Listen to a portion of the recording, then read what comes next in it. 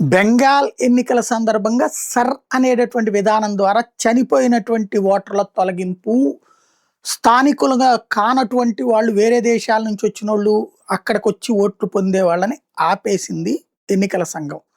ఎన్నికల సంఘం వాస్తవంగా ఎన్నికల సంఘం అంటే డైరెక్ట్‌గా ఆకాశం నుంచే ఊడిపడదు.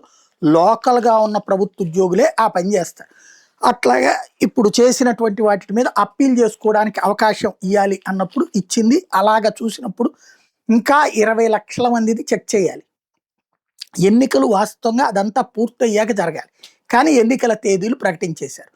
దగ్గర దగ్గరగా 1,00,00,000 ఓట్లు పోయేటటువంటి పరిస్థితి. అందులో 70-80 లక్షలకు సంబంధించి అంటే లోపాలు ఏమున్నాయో ఎన్ని సెటరేట్ చేశారో అంతా అయిపోయింది. ఒక 20,00,000 ఓట్లది ఇంకా తేలాల్సింది. ఇప్పుడు దానికోసం ఎన్నికలు ఆపని చెప్పేసి సుప్రీంకోర్టుకెళ్తే సుప్రీంకోర్టు ఏం చెప్పిందంటే, మేము హైకోర్టు ఆధ్వర్యంలోని జ్యుడిషియరీ బృందానికే కదా పెట్టింది. అంటే వాళ్ళ లాయర్ ఏమన్నారంటే, మమతా బెనర్జీ తరపున లాయరు 20,00,000 ఓట్లు ఈ వారం రోజుల్లో చెక్ చేయలేరు. ఎన్నికలేమో వచ్చే వారం జరిగిపోతుంది. కాబట్టి వాటి మీద స్టే ఇచ్చేయండి. వాళ్ళందరూ ఓటేసుకోవడానికి అవకాశం కల్పించండి అన్నాడు. దానికి సుప్రీంకోర్టు ఇచ్చినటువంటి తీర్పు సంచలనం. ఏంటయ్యా అంటే, ఓట్లేసేయనియండి. ఎన్నికల్లో ఎవరు గెలుస్తారో తేలనియండి. ఒకవేళ ఈ తొలగించిన ఓట్ల కంటే కూడా మెజారిటీ తక్కువగా ఉంటే, అంటే తొలగించిన ఓట్ల వల్ల ఓడినట్టుంటే అప్పుడు కోర్టుకి రండి అని చెప్పింది.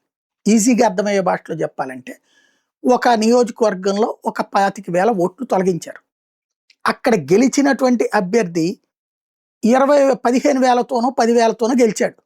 అది బీజేపీ వాళ్ళు అయి ఉంటారనుకోండి. అంతే కదా మమతా బెనర్జీ వాళ్ళు చెప్పేది. ఆమెకే ఇవ్వలేదు అవకాశం, అది బీజేపీకి కూడా ఇచ్చారు. అలా తొలగించడం వలన తొలగించిన ఓట్ల కంటే కూడా వచ్చిన మెజారిటీ తక్కువ ఉంటే అప్పుడు మా దగ్గరికి రండి అంది. అంటే అప్పుడు రేపు ఎన్నికలు అయ్యాక బెంగాల్లో పెద్ద రచ్చ నడుచుద్ది. ఈ తొలగించిన ఓట్ల కంటే కనుక మెజారిటీలు తక్కువ వచ్చి బీజేపీ వాళ్ళు గెలిస్తే కనుక అవన్నిటి మీద కోర్టులో ఛాలెంజ్లు 5 ఏళ్ళు సినిమా నడుస్తుంది.